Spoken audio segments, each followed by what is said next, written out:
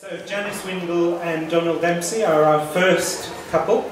Janice trained as a fine artist at the Central School of Art and worked as an art teacher in secondary schools until 2005. She lived and painted in Brunei, Bangladesh and southern Italy and began writing poetry about 5 years ago and performance about 3 years ago. Well, you've heard how we met, very hot day, Stratford-on-Avon, and it was all a bit of a coup de foudre, as they used to say. I actually drove back alone because Dónall was going back to London and I was going back to Guildford. And this is what I sang to myself. I made it up as I went along the M1. It's called Love Song. I sat sweating in my July hat, your leg warm on mine, your smile glowing near my cheek, your song that I fancied only I could hear, opening my heart like a flower to the sun. Come, come, no harm can be done if I sculpt with my hands your curving hips, with my tongue part your waiting lips, reframe your sexuality so that it's powered by our loving needs. And all the heated day I'm falling, falling, falling, believing you will catch me in your loving net. And of course, from that romantic start, we had to get to know each other better and do all the things that couples do when they're not in bed together, like ordinary things like going to the supermarket.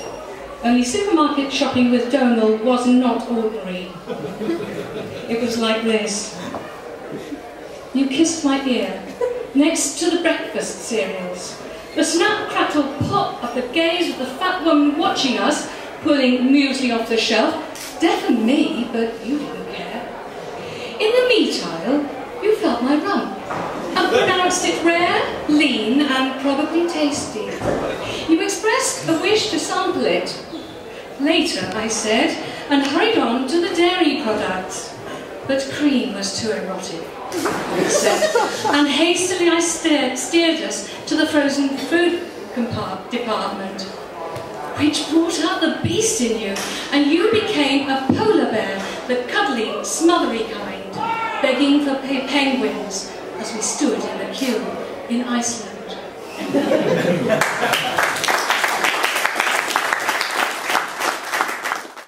Soon realised that Dónall is one of those thoughtful people, that if he likes you, he will bring you any number of presents.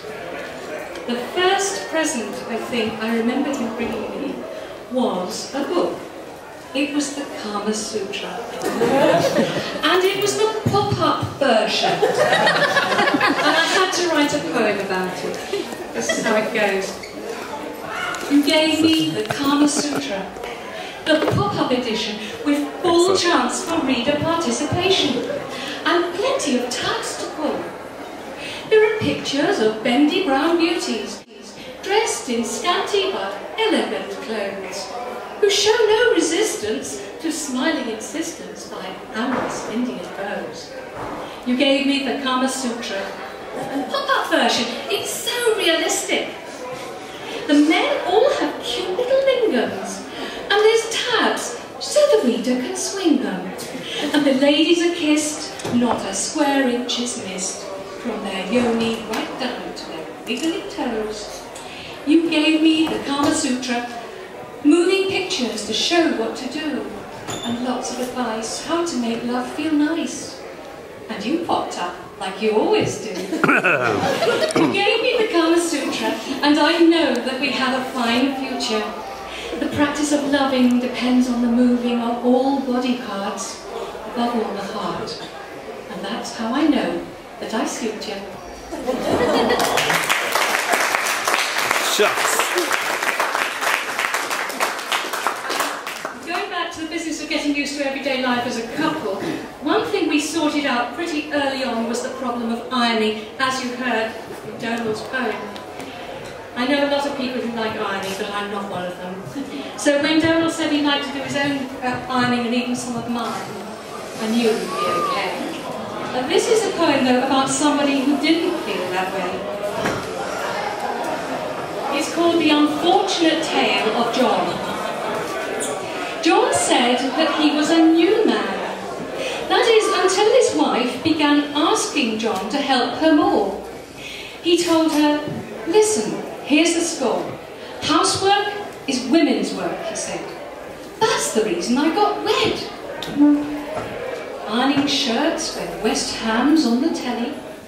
Oh no, no way, not on your Nelly." His wife, whose name was Susan, smiled. "You said you'd help me. You beguiled me when we met.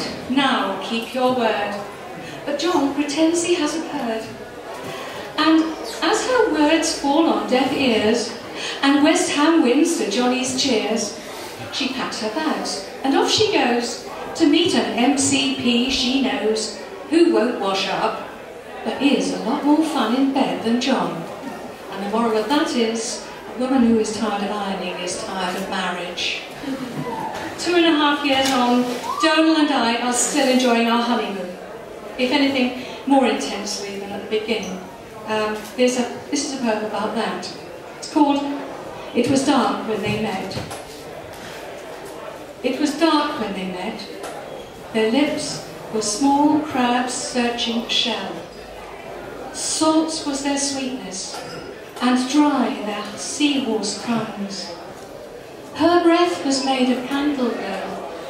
He could not extinguish her, so he waited for her to blow over. His tongue was a tsunami. She was the shore laid waste. That night, pearl diamonds were the only survivors. I'm going to finish with 2 poems about what...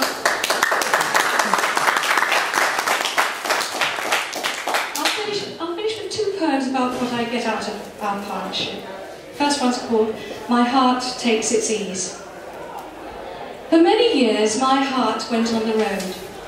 No home to go to, no light, no welcoming hall, no warm bed where to lie, no table where to eat and share. Not that my heart didn't try, put in offers on desirable residences that turned out to have cracks and flaws, squatted with other hearts passing through empty dwellings, passed a night or two with hearts that offered bed, but no board, no long stay.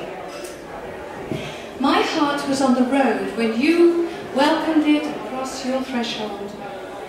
"It isn't much," you said, "but there's a bed, a table, a comfy couch, always a roaring fire. You could redecorate. Previous owners have left it in a battered state." My heart stepped in. I sat down at your table, ate heartily, lay on your comfy couch, relaxed. I warmed my hands at your fire, knew that this was home, and that I wouldn't change a thing. And the last poem is very short. Time, called "In Dark Night." When my eyes open on empty nighttime darkness, my skin recalls you.